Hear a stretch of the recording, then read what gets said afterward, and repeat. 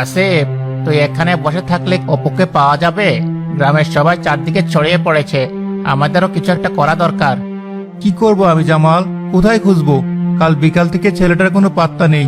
আমার বুকটা ফেটে যাচ্ছে, মনে হচ্ছে নিঃশ্বাস নিতে পারছি না। আপনারা চিন্তা করবেন না আসিফ ভাই, আমরা সবাই মিলে খুঁজছি। হয়তো নদীর ধারে মাছ ধরতে গেছে, বাচ্চারা তো সব দিকেই যায়। না, অপু আমাকে না বলে কখনো কোথাও যায় না, আর সে পানি খুব ভয় পায়। নদীর দিকে সে যাবেই না। তাহলে কি আমবাগানের দিকে ভালো করে খোঁজা দরকার? ওখানে তো শেষবার ওকে খেলতে দেখা গেছে। ওই বাগানের শেষ মাথায় তো ওই পোড়া বাড়িটা। আমাদের ছেলে মেয়েদের তো আমরা ওদিকটায় যেতেই বারণ করে দিয়েছি। আসিফ ভাইয়ের ছেলে তো শহরের, সে হয়তো এসব জানে না।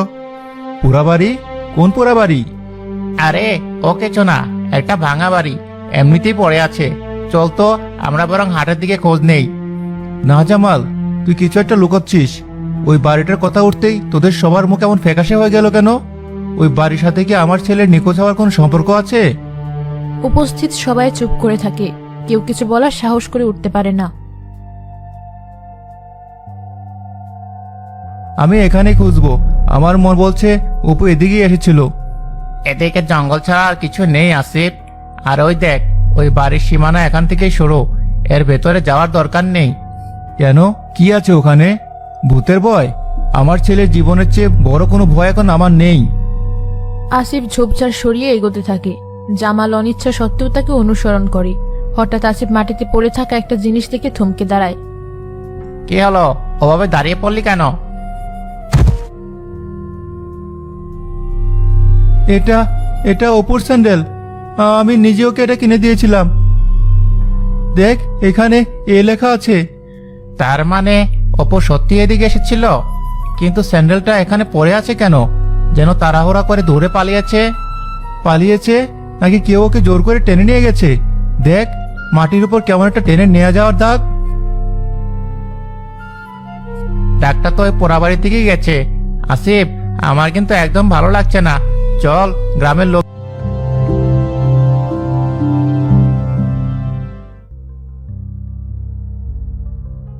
কে গোটগোটে অন্ধকার, টর্চের আলোটাও যেন এই অন্ধকার ভেদ করতে পারছে না। দেখ, কেমন পচা পাতার গন্ধ আসছে। শক্ত হো জামাল, ভয় পেলে চলবে না। অপুর কথা ভাব। আমি ভয় পাচ্ছি না, তবে গা ছমছম করছে। চল ভেতরে যাই, যা আছে কপালে। তারা সাবধানে ভেতরে প্রবেশ করে। উঠোনের মাঝখানে আম গাছটার নিচে দোলনাটা স্থির হয়ে আছে, কোনো শব্দ নেই। দোলনাটা তো স্থির, কোনো শব্দ তো নেই। হয়তো ফজলু চাচার কথা সত্যি নয়।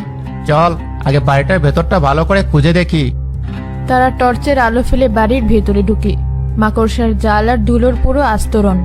হঠাৎ জামাল একটা ঘরের দেয়ালে কিছু একটা দেখে থেমে যায়। আসিফ, এদিকে আয়, দেখ। কি? দেয়ালে আঁকা ছবি। দেখ, দুটো বাচ্চা ছেলে একসাথে দোলনায় দুলছে। একটা ছেলের মুখ চেনা চেনা লাগছে। এটা তো অপুর মুখ, কিন্তু এই ছবি এখানে কে আঁকলো? আর পাশের ছেলেটাই বা কে? ছবিটা দেখ, কয়লা দিয়ে আঁকা। মনে হচ্ছে খুব বেশিক্ষণ আগে আঁকা হয়নি। আসিফ, আমার মনে হচ্ছে আমরা কোনো সাধারণ জায়গায় আসিনি। চল ফিরে যাই। না, এটা একটা সূত্র। অপু এখানেই আছে। তারা আরেকটা ঘরে ঢুকে। ঘরটা খালি, কিন্তু মেঝের এক কোণায় একটা কাঠের ঢাকনা। জামাল দেখ, এখানে একটা গোপন কুঠুরি আছে। এটা খুলতে হবে, কিন্তু খুব সাবধানে। নিচে নামা সিঁড়ি, আমি নামছি। দাঁড়া, আমিও আসছি। তারা নিচে নামতেই দেখে ছোট্ট একটা স্যাঁতসেঁতে ঘর। ঘরের কোণায় একটা নীল রঙের গেঞ্জি পরে আছে।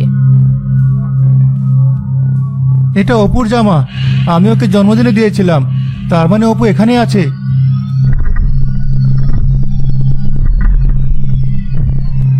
আসিফ, শব্দটা শুরু হয়েছে। চল উপরে চল, কেউ দোলনাটা দোলাচ্ছে।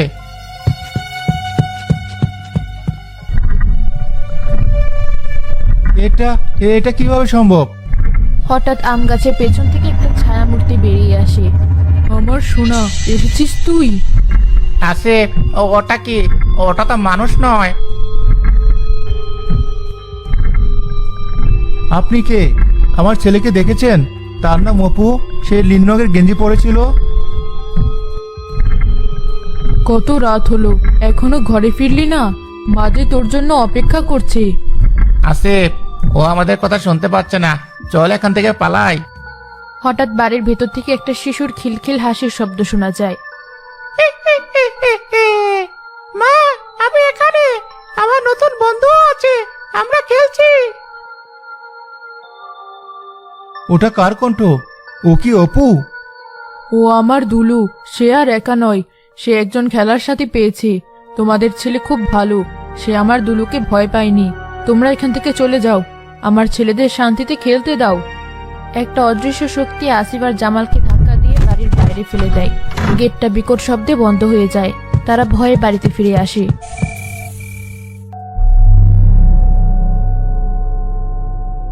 আমি এসেছি। আমি জানি আপনি এখানে আছেন। আমি লড়াই করতে আসিনি। আমি একজন অসহায় বাবা, আপনার কাছে আমার সন্তানকে ভিক্ষে চাইতে এসেছি। তুমি আবার এসেছো একা? তোমার ভয় করে না? না, কারণ আমি জানি আপনি একজন মা। আপনি আমার ক্ষতি করবেন না। দয়া করে আমার ছেলেকে ফিরিয়ে দিন। তাকে ছাড়া আমার স্ত্রী, আমরা মরে যাব। তোমার ছেলে এখানে খুব খুশি, আমার দুলুও খুব খুশি। আমি ওদের এই আনন্দ কেড়ে নিতে পারবো না। এটা আনন্দ নয়, এটা মায়া, এটা ঘোর। আমার ছেলে তার বাবা মাকে ছাড়া খুশি থাকতে পারে না। তার প্রিয় গাড়িটা ছাড়া সে ঘুমাতে পারে না।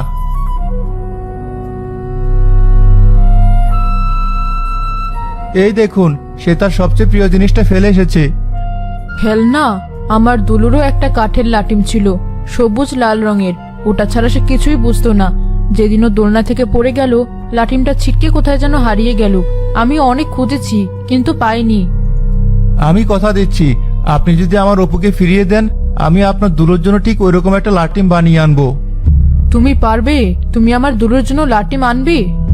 আমি কথা দিচ্ছি, একজন বাবার কথা। আপনি শুধু আমাকে একবার অপুর সাথে কথা বলতে দিন। ঠিক আছে, ওই চোরা কুঠুরিতে যাও, সে ওখানেই আছে। কিন্তু মনে রেখো, সে যদি ফিরতে না চায়, তুমি তাকে জোর করবে না। আসিফ দ্রুত চোরা কুঠুরিতে নামে।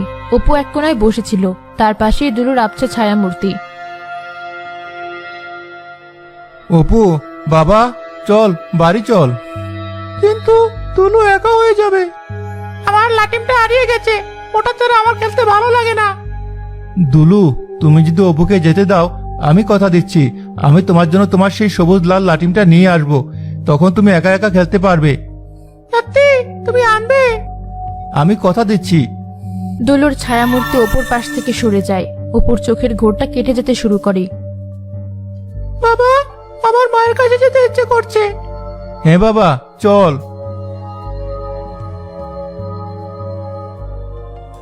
আমি আমার কথা রাখবো। আমি খুব তাড়াতাড়ি ফিরে আসবো।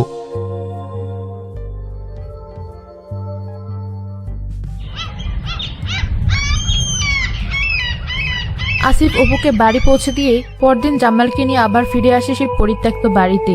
তুই আবার কেন এলি এই ভর দুপুরে? আমাকে দুলুর লাটিমটা খুঁজে বের করতে হবে জামাল। আমি কথা দিয়েছি।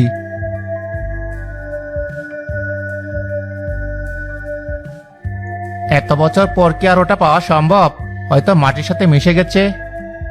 তবুও আমাকে চেষ্টা করতে হবে। ঘন্টার পর ঘন্টা খোঁজার পর আমগাছের এক পুরনো ফোকরের ভেতর থেকে আসিফ পচে যাওয়া একটা কাঠের টুকরো বের করে আনে। ওটার গায়ে এখনো সবুজ লাল রঙের সামান্য আভা লেগে আছে। পেয়েছি জামাল, দেখ, এটাই সেই লাটিম। কিন্তু এটা তো খেলার মতো অবস্থায় নেই, একদম নষ্ট হয়ে গেছে। হোক, আমি প্রমাণ পেয়েছি। এবার আমি ঠিক এরকম একটা নতুন লাটিম বানাবো। গ্রামের কাঠমিস্ত্রি ইদ্রিস চাচা হয়তো পারবেন।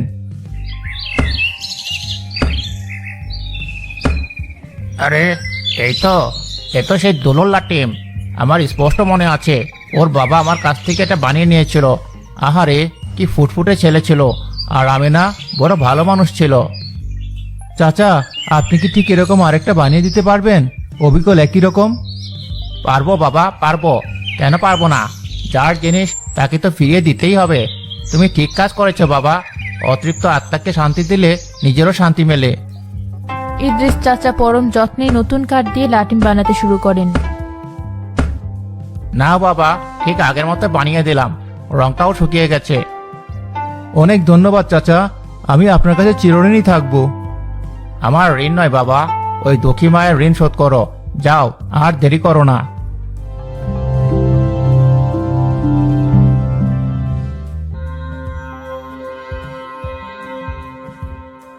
আমি আমার কথা রাখতে এসেছি।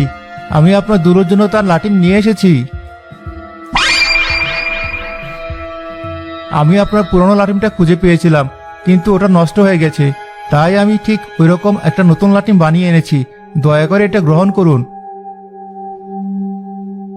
মা মা, আমার লাটিম, আমি আমার লাটিম ফিরে পেয়েছি।